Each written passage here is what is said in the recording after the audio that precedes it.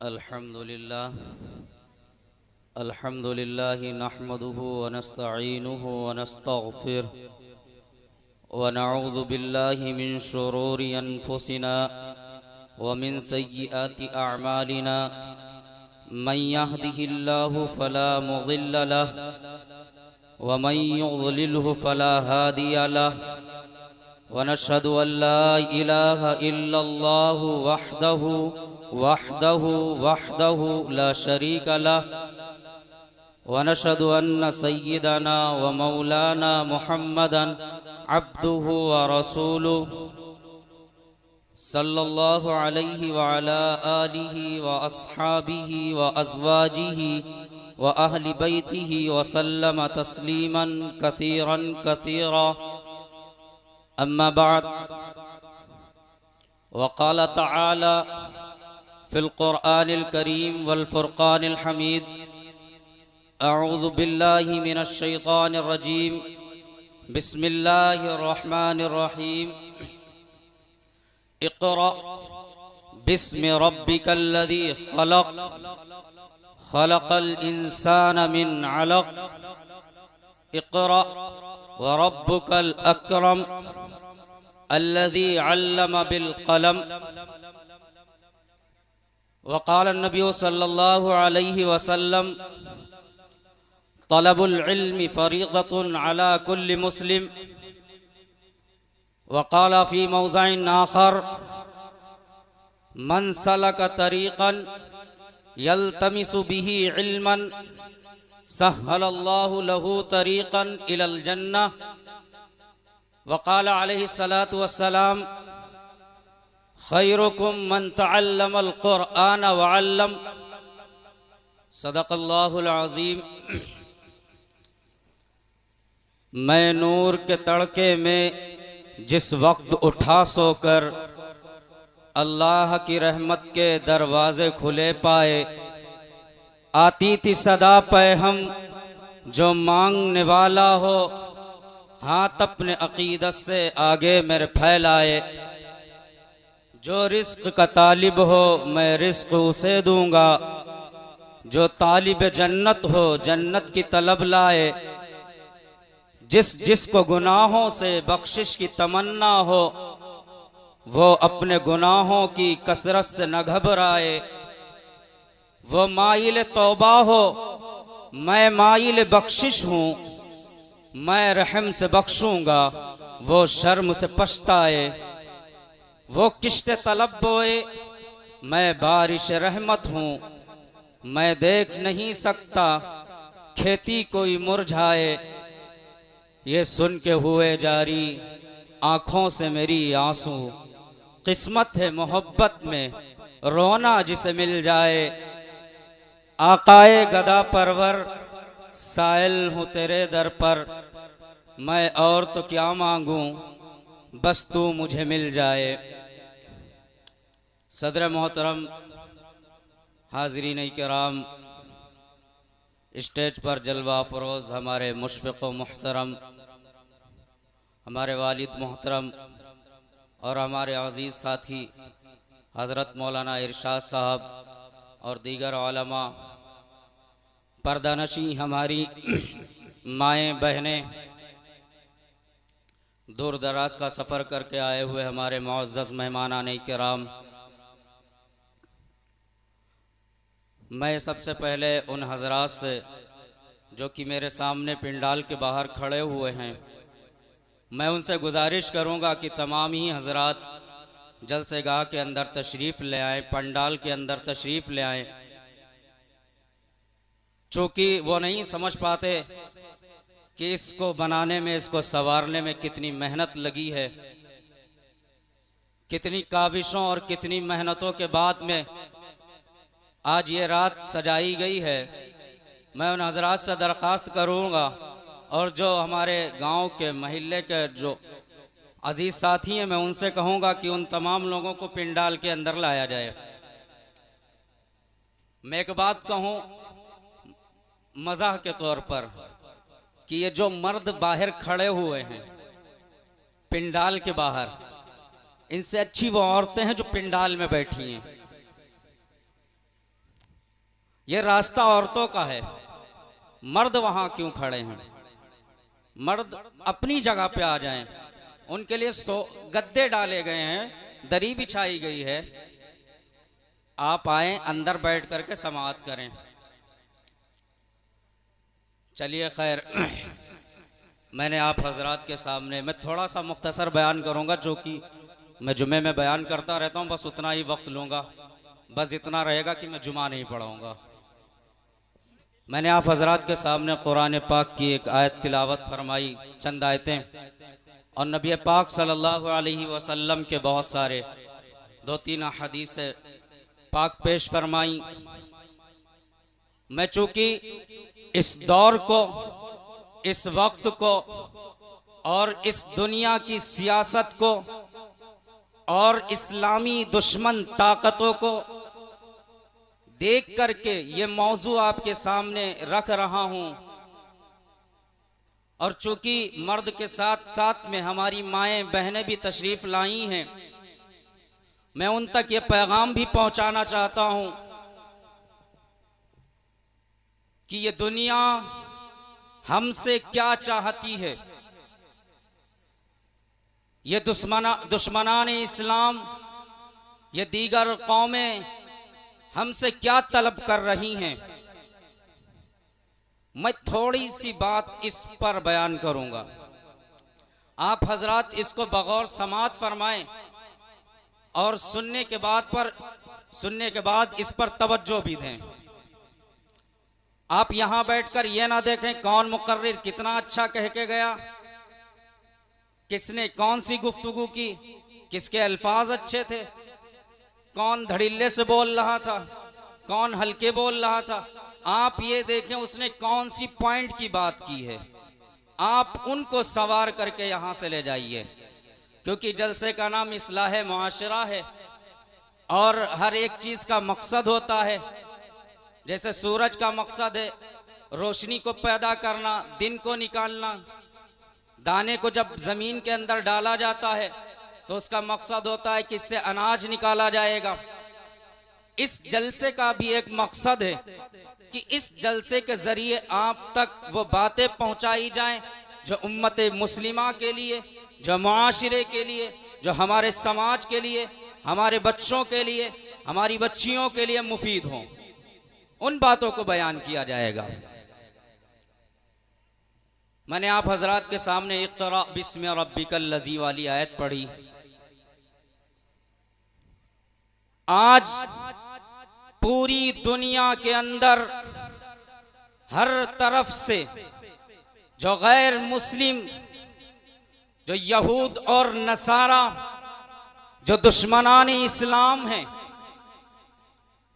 वो हमसे कहीं ज्यादा मजबूत, कहीं ज्यादा हमसे आला मकाम पर, कहीं ज्यादा हमसे उनकी सरबलंदी, हर तरफ हर डिपार्ट में हमसे आगे। क्यों? 1400 साल पहले जब नबी पाक अलैहिस्सलातु वस्सलाम इस रुए जमीन पर तशरीफ लाए तो उससे पहले इस उम्मत का बहुत बुरा हाल था, लेकिन हमारे आका सल्लल्लाहु अलैहि वसल्लम ने उस उम्मत को सवारा, हर एक चीज दी। अल्लाह ने कानून शरीयत कुरान करीम को अता फरमाया और कुरान करीम के अंदर जिंदगी गुजारने का एक तरीका लिख दिया जो दुनिया जब तक कायम है, कयामत आने तक के वो एक कानून है हमारे लिए। अगर हमने उस कानून से मुंह को मोड़ लिया, अगर हमने उस कानून को छोड़ दिया, अगर हमने उस कानून की खिलाफ वर्जी की, तो याद रखना वो रब्बे करीम का कानून है, वो पैदा करने वाले का कानून है, वो उस खालिक का कानून है जिसने हमें वजूद बख्शा है। अगर तुमने उसके कानून की खिलाफ वर्जी की, उसके कानून को ठुकराया, तो याद रखना तुम चाहे कितनी इज्जत के आसमान पर क्यों ना हो, तुम जिल्लत और पस्ती के गार में जा गिरोगे। और आज हमारा वही हाल है कि हमने कुरान तो उठा करके रख दिया, कुरान को सवार करके रख दिया, सीना ठोक के बोलते कि हम मुसलमान हैं, कुरान पर ईमान रखते हैं, कुरान पढ़ते हैं, वो अल्लाह की किताब है। हाँ मानता हूं सब कुछ है, लेकिन तुम्हारा उस पर अमल नहीं है। इक़रा पढ़िए। अल्लाह ने जो सबसे पहला जुमला, जो कुरान की सबसे पहली आयत, इक़रा बिस्मि रब्बिकल्लज़ी खलक, मुसलमानों के लिए कानून बनाया था, इस्लाम के मानने वालों के लिए कानून बनाया था। यह कानून बनाया था हमारे लिए, हमारी औलादों के लिए, हमारे बच्चों के लिए, हमारी जनरेशन के लिए। लेकिन अफसोस इस बात का होता है कि हमने इक़रा के ऊपर अमल करना छोड़ दिया। गैर मुस्लिम यहूद और नसारा ने इक़रा के ऊपर अमल करना शुरू कर दिया। आज हमने अल्लाह के कानून को ठुकराया, हम जिल्लत के गार में जा गिरे, और वो दूसरी कौमें यहूद और नसारा सरबलंदी पकड़ रही। दूसरी कौमें सरबलंदी पकड़ रही। यहां पर बैठे मजमे के अंदर मैं सवाल करूंगा कि कौन ऐसा बाप है, कौन ऐसी मां है जो ये ना चाहती हो कि मेरा बच्चा भी एक अजीम शख्स में गिना जाए, हमारी औलाद भी तरक्की करे, हमारी औलाद भी लोगों के दरमियान खड़ी हो, हमारी औलाद भी एक अजीम गिनती के अंदर आए।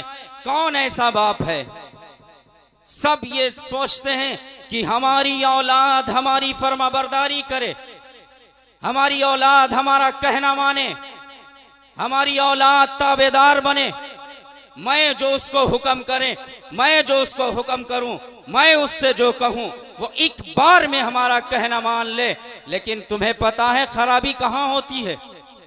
खराबी होती है हमारे वालिदैन से, खराबी होती है माँ बाप से, खराबी होती है उनकी तरबियत करने वालों से, खराबी होती है उनके पालने वालों से।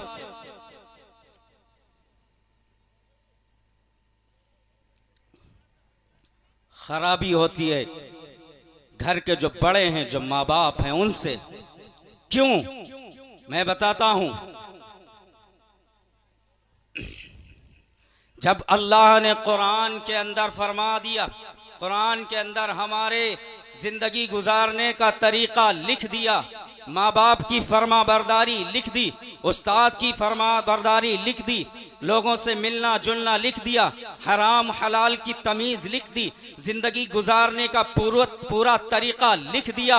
अब अगर हमने बच्चे को यहूद और नसारा के कॉलेजेस के अंदर, यूनिवर्सिटी के अंदर तालीम देने के लिए दाखिला करा दिया, हम उन खिंजीर खाने वालों के स्कूलों के अंदर अगर हमने उनको तालीम दिलाई, अगर हमने उन यहूद और नसारा के स्कूल और कॉन्वेंट के अंदर तालीम दिलाई कि जिसकी यूकेजी से लगा करके एलकेजी से लगा करके डॉक्टर, इंजीनियर, वकील आप ला करा दीजिए, डबल LLM कुछ भी करा दीजिए, आप कहीं भी दुनिया की किसी तरक्की पर खड़ा कर दीजिए, लेकिन याद रखना तुम्हारी औलाद बचपने से मरते दम तक वक़्फ़िज़ लहुमा जनाअज़्ज़ुल्ली मिनर रहमा वक़ुर रब्बी रहमहुमा कमा रब्बयानी सगीरा नहीं पढ़ सकती।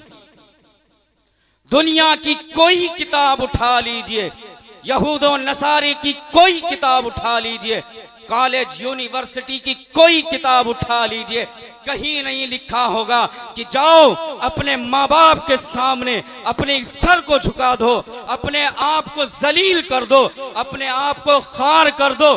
कोई किताब ऐसी नहीं है कुरान के अलावा। किसी किताब के अंदर नहीं लिखा है रब्बी जिदनी इल्मा, किसी किताब के अंदर नहीं लिखा इक़रा बिस्मी रब्बिकल्लज़ी खलक। आज जिसे देखो मुंह उठाया, मौली साहब मेरी औलाद मेरा कहना नहीं मानती, मौली साहब मैं उससे कुछ कहता हूं कहना नहीं सुनती। अरे किस बात की उम्मीद लगाए बैठे हो? कौन सी तुमने उसे तालीम दी है? कौन सी किताब के अंदर लिखा था कि अपनी मां से अपने बाप से उफ तक मत कहना? है कोई किताब, कोई मौजूद किताब है कि जिसके अंदर मना किया गया हो कि अपने वालिदैन से कोई ऐसा जुमला ना कहना, अपने वालिदैन से कोई ऐसी बात ना कहना जो उनके दिल को ठेस पहुंचाती हो? है कोई किताब? तुमने कुरान से दूर कर दिया, अहदीस से दूर कर दिया, डॉक्टर बना दिया, इंजीनियर बना दिया, सब कुछ बना दिया, लेकिन वो तालीम नहीं दी कि जिससे वो तुम्हारी ताजीम करती। वो तालीम हमसे हमारे गैरों ने छीन ली। गैरों के बच्चे आगे चले गए, यहूदो नसारा के बच्चे आगे चले गए, गैर मुस्लिमीन उनके बच्चे आगे निकल गए, और हमारे बच्चे आज भी उसी हालत पर हैं, आज भी वहीं पर खड़े हैं। क्या वजह है? क्यों ऐसी तरबियत क्यों नहीं दी जाती है कि उनको कुरान पढ़ाया जाए, अहदीस पढ़ाया जाए? मैंने जुमे के अंदर भी ये बात कही थी कि तालीम, इस्लामी तालीम का लिहाज, उसकी अहमियत, उसकी वक़ात, उसकी कदर व मंजिलत हमारे दिलों से निकल चुकी है, और निकालने वाला कोई दूसरा नहीं है बल्कि यही यहूदो नसारा, यही दुश्मनान इस्लाम है कि जिन्होंने हमारी जनरेशन को, मुसलमान बच्चों को, मुसलमान बच्चियों को हमारी इस्लामी तालीमात से दूर कर दिया।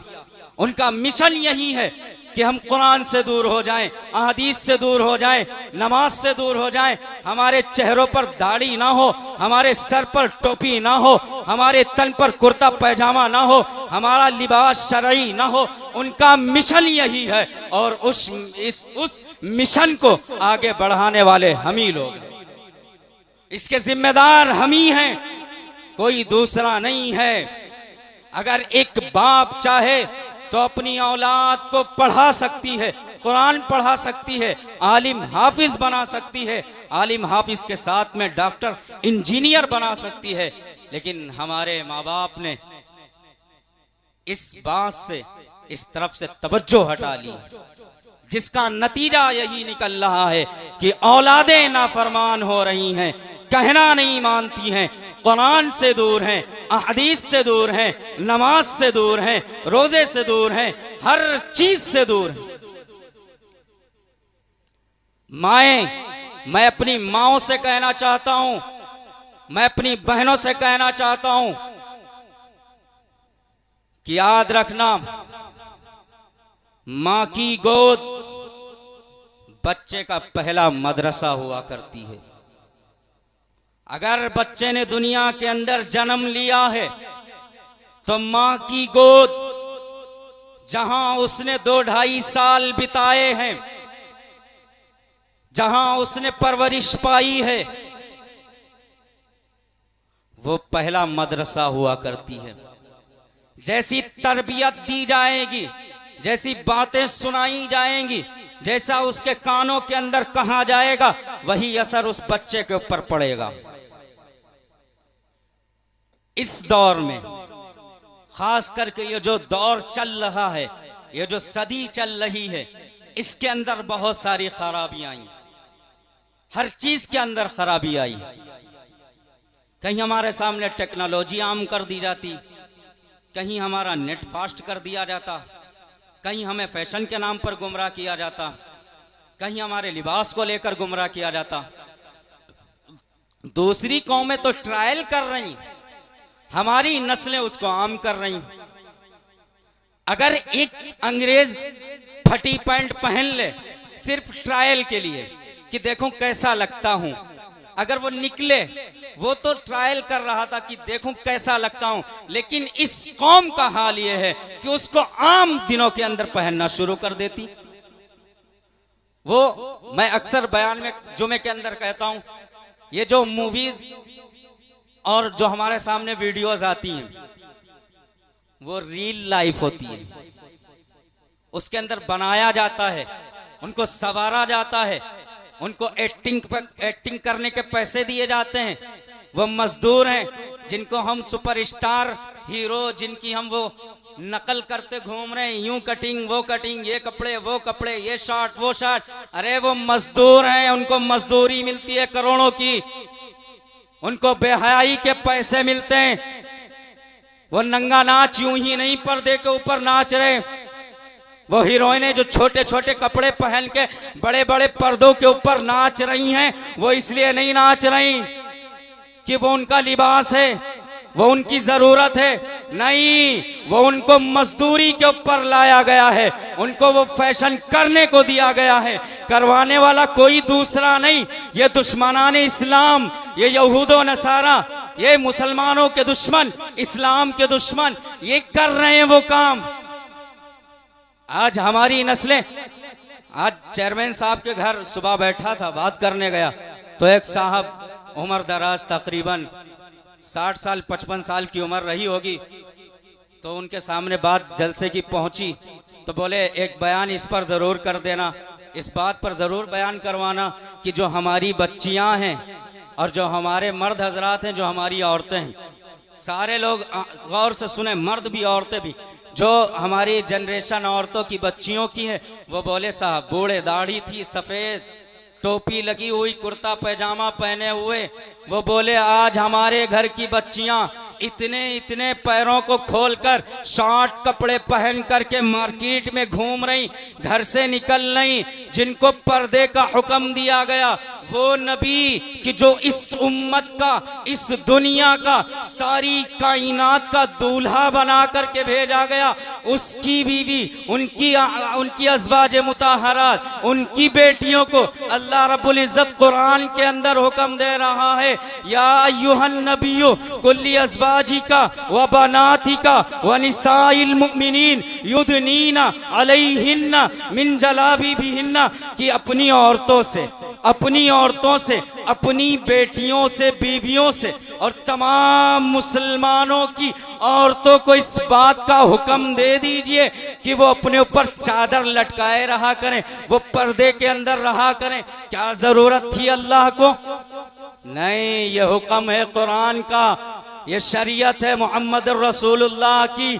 अगर हम सीना ठोक करके ये कहने वाले हैं कि हम कलमे तैयबा को पढ़ने वाले हैं, रसूल के मानने वाले हैं, हम हदीस पर अमल करने वाले हैं, कुरान हमारी किताब है, हदीस हमारे लिए कानून है, तो याद रखना अगर तुमने उनकी खिलाफ वर्जी की तो दुनिया के अंदर जलील तो होगे, कल कयामत में जनाबे मोहम्मद रसूलुल्लाह सल्लल्लाहु अलैहि वसल्लम के सामने जिल्लत का सामना करना पड़ेगा। नबी की मोहब्बत के नारे लगाने वाले, नबी की शरीयतों को पामाल कर रहे हैं। वो देखो, औरतों को टखने छुपा करके, पूरा ढक करके रखने का हुक्म दिया गया, शरीयत को पलट दिया, उल्टा कर दिया। मर्दों के पैजामे झाड़ू लगा रहे, पैंटें उनकी झाड़ू लगा रही, औरतों के कपड़े शार्ट होते चले जा रहे। क्या है शरीयत? यही शरीयत है। अल्लाह के रसूल सल्लल्लाहु अलैहि वसल्लम ने फरमाया, ला यंजुरुल्लाहु यौमल क़ियामह, ला यंजुरुल्लाहु यौमल क़ियामति इला मन जर्रा इज़ारहुल बतरा, कि जिसका तहबंद या पैजामा टखनों के नीचे होगा, कल कयामत के दिन अल्लाह रब्बुल इज्जत उसको जहन्नम के अंदर डालेगा। छोटी बात है, एक लिबास के खातिर जहन्नम के अंदर डाल दिए जाओ, छोटी बात है। ना भी डाले जाओ तो सोचो, अल्लाह का रसूल फरमा रहा है कि अल्लाह ताला उसकी तरफ निगाहे करम नहीं करेगा कयामत के दिन। ये खराबी कहीं और से नहीं आई, हमारी कम इल्मी की वजह से आई। हमने बच्चों को तालीम कुरान की नहीं दी, अहदीस की नहीं दी, जिसका हर्जाना हर जगह पे भुगतना पड़ रहा है। अगर माएं चाहें तो बहुत कुछ अपनी औलाद के लिए कर सकती हैं। इमाम बुखारी रहमतुल्लाहि ताला अलैह, अल्लाह उनके दर्जात को बुलंद फरमाए, एक बार उनकी आंख की बीनाई चली गई और उनकी वालिदा ने उनको पढ़ने के लिए किसी बड़े आलिम के पास छोड़ने के लिए जाना था। जब उनकी बीनाई चली गई, मुसल्ले को बिछाया, अल्लाह के सामने नमाज दोगाना अदा की और अल्लाह के सामने अपने हाथों को उठाया और गिड़गिड़ाने लगी, रोने लगी और अल्लाह के सामने ऐसा रोई कि अल्लाह ने उनकी दुआ कबूल फरमा ली। और इमाम बुखारी की रोशन जो बीनाई थी अल्लाह ने वापस कर दी और इमाम बुखारी ऐसा इमाम बुखारी बना कि कुरान के बाद अगर इस दुनिया के अंदर कोई ऐसी किताब है जो सबसे ज्यादा पाक मुअज़्ज़ब किताब है, जिसका दर्जा है, वो इमाम बुखारी की लिखी हुई बुखारी शरीफ है। अगर ये माएँ चाहें तो तकदीरें पलट सकती हैं, माएँ चाहें तो अपने औलाद की जिंदगियां संवार सकती हैं। थोड़ी सी तवज्जो की जरूरत है। आज मैं यहां स्टेज के ऊपर जो आपके सामने बयान कर रहा हूं या जो बोल रहा हूं, ये ऐसे ही नहीं, मैं कोई बड़ाई के लिए नहीं, बल्कि मैं ये कहना चाहता हूं अपनी माओं से भी और हमारे अजीज जो दोस्त और जो हमारे चचा जो दूर दराज से आए हुए हैं, मैं उनके सामने बताना चाहता हूं कि बच्चे को पढ़ाने में सबसे ज्यादा योगदान, सबसे ज्यादा कुर्बानी अगर किसी की होती है तो माँ की होती है। अल्लाह मेरी वालिदा मुहतरमा की मग़फ़िरत फरमाए। मैं बारहा कहता हूं कि अगर मेरी माँ ने इतनी बड़ी कुर्बानी न दी होती,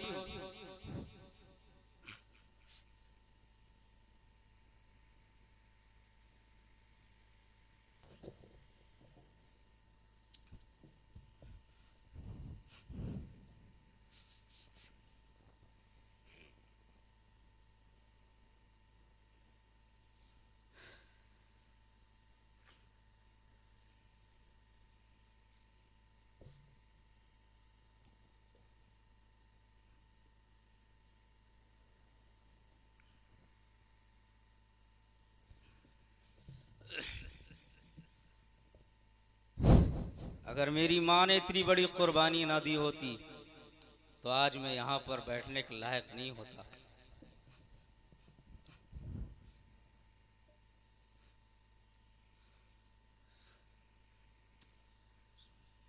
मुझे याद है कि मेरा बचपन का ज़माना था, वालिद मोहतरम के पास में हिफ्ज़ किया करता था।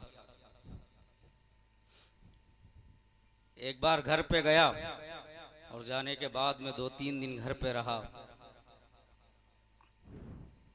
आने का दिन हुआ, मैं घर से आ नहीं रहा था। देखो माँ की कुर्बानी, उन बहनों का प्यार कि उन्होंने मुझे घर से बाहर निकाला और कपड़े दिए, बोले अब तुम्हें जाना है। मुझे जाना था, मुझे आना था, मुझे पढ़ना था और उन्हें पढ़ाना था, मुझे कुछ बनाना था। घर के दरवाजे बंद कर लिए।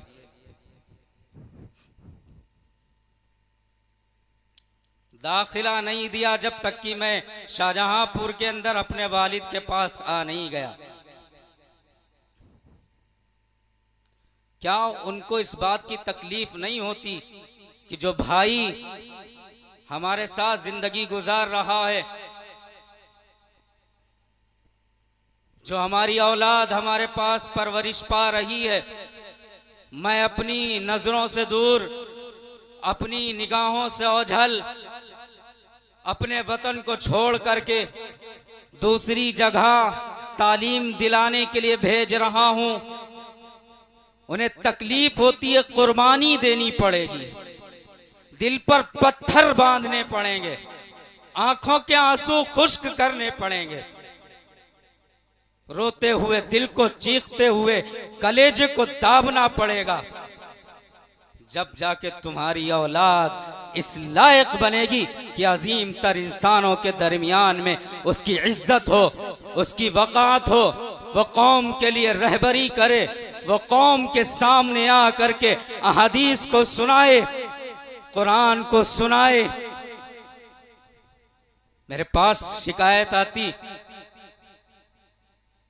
मेरी कोई शिकायत आपसे नहीं है, मेरी शिकायत है आपकी ममता के ऊपर, आपकी इस थोड़ी सी कुर्बानी के ऊपर, कि जिस दीन के पीछे, जिस कुरान के पीछे, जिस इस्लाम के पीछे रोजे अजल से लेकर के अब तक शैतान हाथ धोकर पड़ा हुआ है, दूसरी कौमें हाथ धोकर के पड़ी हुई हैं।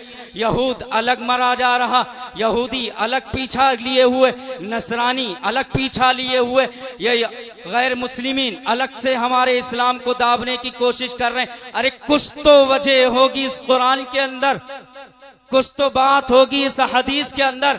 ऐसे ही नहीं पूरी दुनिया समिट करके इस्लाम को दबाने की कोशिश कर रही। कोई बड़ी बात होगी, कोई बड़ा मौजिजा होगा, कोई कुरान के अंदर कोई हक बात छुपी होगी, तभी ना। आज उस तालीम से दूर कर दिया। मैं सवाल करूंगा तुम्हारी ममता के ऊपर कि जिस कुरान के ऊपर, जिस दीन के ऊपर जब शैतान हाथ धोकर के पीछे पड़ा हुआ है, तो वो क्या चाहेगा कि तुम्हारी औलाद कुरान पढ़े? क्या कोई चाहेगा कि तुम्हारी औलाद हदीस का तर्जुमा करे? नहीं चाहेगा। इसलिए इन यहूद और नसारा की चाल है कि हमारी जनरेशन को खराब करने के लिए, हमारी युवा को खराब करने के लिए, हमारे नौजवानों को खराब करने के लिए हमारे सामने ऐसी ऐसी चीजें इजाद करती है, हमारे सामने ऐसे टेक्नोलॉजी ला करके आम कर देती है, हमारे सामने इन मोबाइलों के जरिए, नावलों के जरिए, नाटकों के जरिए, सीरियल के जरिए, वेब सीरीज के जरिए, मूवीज के जरिए ऐसी चीजें ला करके रख देती है कि जिसमें हमारी जो नौजवान पीढ़ी है वो सारी मुलव्विस हो जाती है।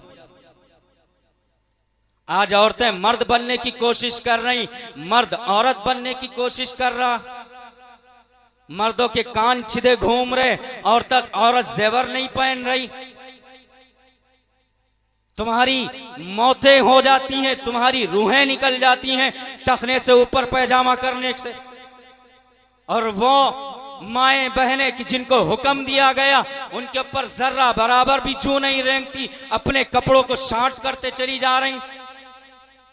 मजाक बना के रख दिया दीन का कि जिसका हर जाना जो भुगतना पड़ रहा है, पूरी कौम को भुगतना पड़ रहा है।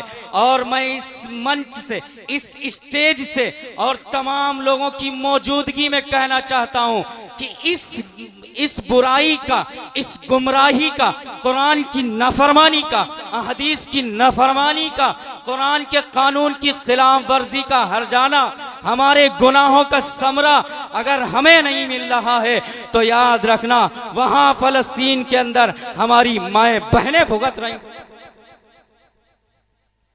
ये कोई ये ना सोचे कि उनका मसला है, ये मसला पूरी कौम का है। इस उम्मत से यकबारगी अगर आजाब हटाया ना गया होता, अगर इस उम्मत से अल्लाह के रसूल ने दुआ ना की होती कि अल्लाह इसको हलाक व बर्बाद ना करना, जैसे आद को कर दिया था, समूद को कर दिया था, तो हमारे आमाल, हमारी गुमराही, कुरान की खिलाफ वर्जी, हदीसों से मुंह मोड़ लेना, इनका नतीजा ये था कि हमारे ऊपर, उनके ऊपर तो आग की बारिश हुई थी, हमारी तो ऐसी हालत हुई है कि बता नहीं सकता। पूरी दुनिया आंख से तोप दी जाती, इतना बड़ा हम गुनाह कर रहे हैं, जर्रा बराबर भी चू नहीं रेंगती। इक़रा बिस्मी रब्बिकल लज़ी खलक, अल्लाह कह रहा है इक़रा पढ़ो। जब हुक्म दिया कोई कैद नहीं लगाई पढ़ने की, कहा पढ़ो, इंग्लिश पढ़ो, हिंदी पढ़ो, उर्दू पढ़ो, कुरान पढ़ो, साइंस पढ़ो, ला पढ़ो, जो चाहे सो पढ़ो। लेकिन अल्लाह ने आगे कह दिया हरफे बा बिस्मिल्लाह के जो मुताल्लिक होता है फेल के, अल्लाह ने कह दिया बिस्मी रब्बिकल लज़ी खलक, उसके नाम से पढ़ो कि जिसने तुम्हें पैदा किया। है कोई किताब कि जिसको बिस्मिल्लाह से शुरू किया जाता? बताए कोई ए फॉर एप्पल से पहले कोई बिस्मिल्लाहिर्रहमानिर्रहीम पढ़ता हो? कोई टीचर पढ़ाती हो फिर कहता हो ए फॉर एप्पल। खाली बिस्मिल्लाह के 10,000 मसाइल हैं, उसकी बरकत कोई छोटी आम बात नहीं है। क्या है 2-4 घंटे अगर हम अपने औलाद को कुरान की तालीम में लगा दें, उससे ज्यादा तो हम 2.5-3 घंटे की मूवीज दिखा करके बच्चों को बहला देते। जरा सा रोया उठा करके मोबाइल थमा दिया, जरा सा रोया थोड़ी सी टीवी चला दी, जरा सी जिद की उठा करके मार्केट ले आए। अरे कैसे अल्फाज अदा करूं, अफसोस होता है। क्या है, क्यों करते हैं ऐसा हम लोग? बाद में शिकायत, मेरी औलाद कहना नहीं मानती। अरे उफ, ऐसी जिंदगी के ऊपर जब तुमने तालीम ही नहीं दी वो वाली कि जिसके अंदर सिखाया जाता है कि अपनी माँ से उफ तक मत कहना, जहां सिखाया जाता है कि वालिदैन के सामने अपने सर को झुका करके रखना, अपनी आवाज को ऊंची ना करना।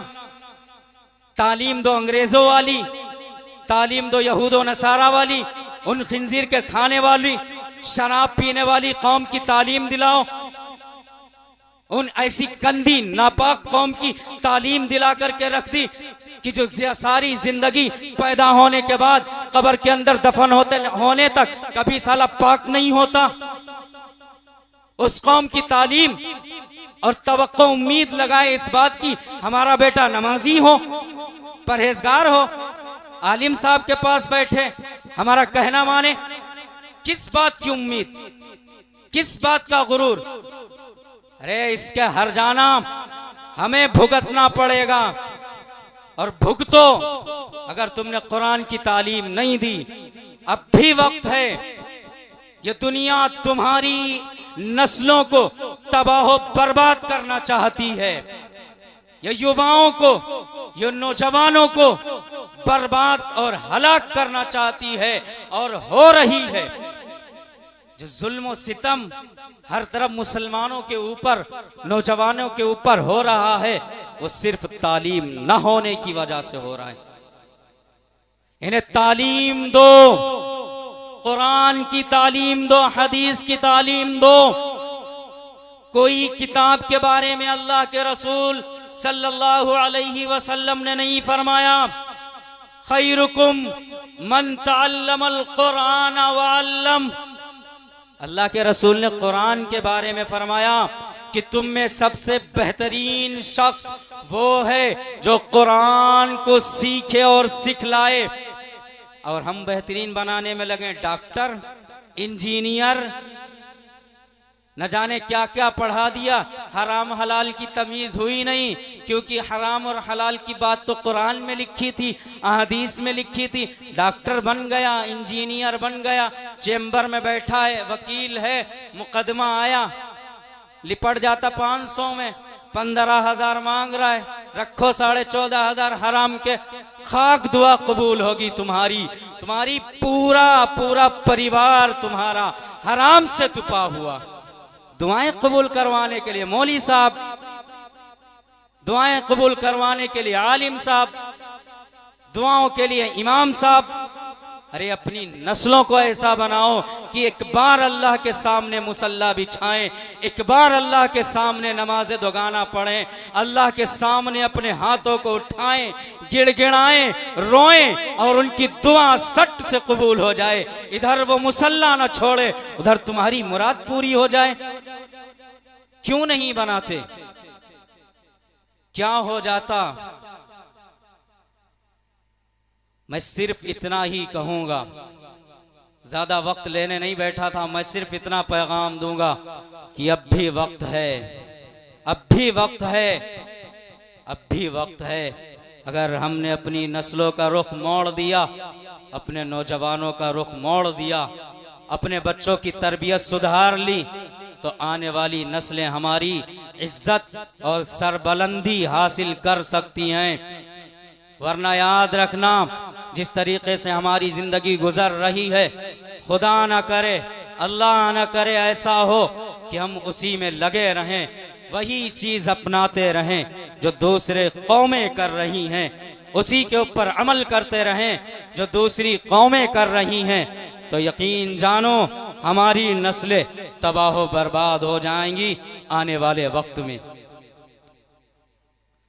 आने वाले वक्त में हमारी नस्लें तबाह बर्बाद हो जाएंगी।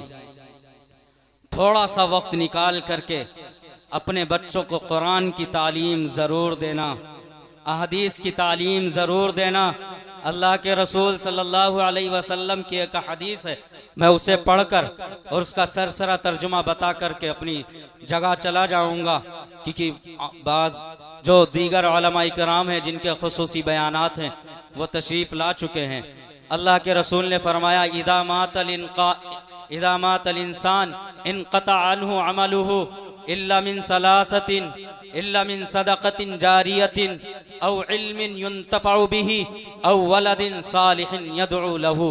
अल्लाह के रसूल सल्लल्लाहु अलैहि वसल्लम ने फरमाया, जब इंसान मर जाता है तो उससे उसके अमाल मुनक़ते हो जाते हैं, लेकिन तीन चीज़ें अल्लाह के रसूल ने फरमाई कि उसके बाद भी जारी रहती हैं। नंबर एक फरमाया सदक़े जारिया है, और दूसरा फरमाया कि ऐसी तालीम है कि जिससे लोग नफ़ा उठाएं, और तीसरा फरमाया ऐसी नेक साले औलाद है जो तुम्हारे लिए तुम्हारे मरने के बाद में दुआ करती हो।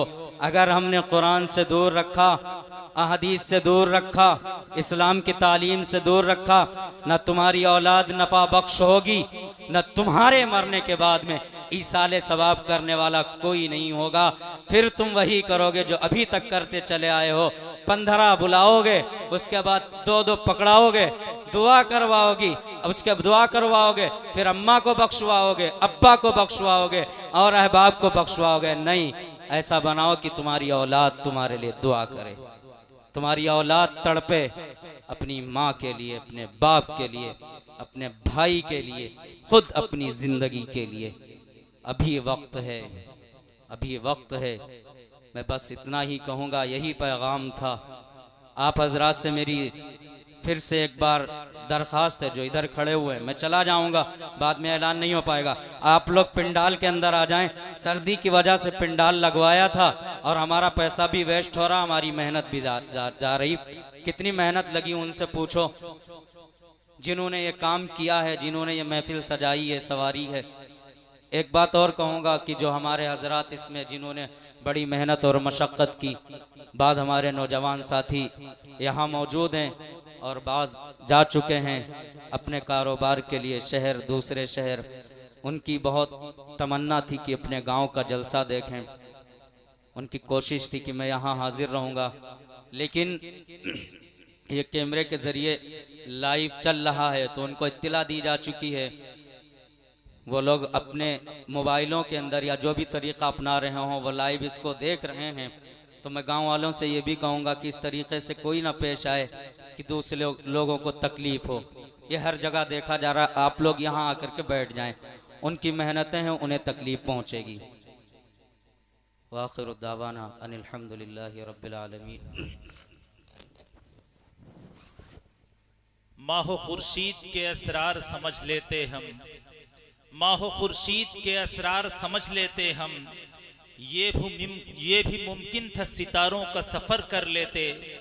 माहो खुर्शीद के असरार समझ लेते हम, ये भी मुमकिन था सितारों का सफ़र कर लेते।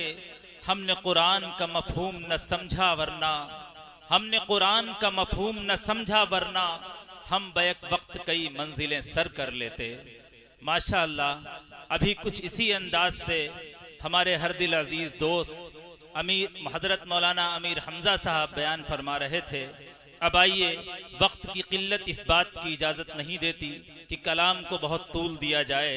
किसी ने कहा था, इत्र की ऊद की अंबर की चमन की खुशबू, इत्र की ऊद की अंबर की चमन की खुशबू सबसे अच्छी है शहदी के वतन की खुशबू। इत्र की ऊद की अंबर की चमन की खुशबू सबसे अच्छी है शहदी के वतन की खुशबू। जिन पे सौजान से कुर्बान बहारे जन्नत, वो तो है सैयद आलम के बदन की खुशबू। अब आइए, फिर हम आपकी पेशानी पर पड़ने वाली सिलवटें इस बात की गम्माजी कर रही हैं कि किसी बुलबुले बाग़े तरन्नुम को आवाज़ दी जाए तो बिला किसी बिला किसी तारुफ के मैं ये कहना चाहूँगा कि संग मरमर की न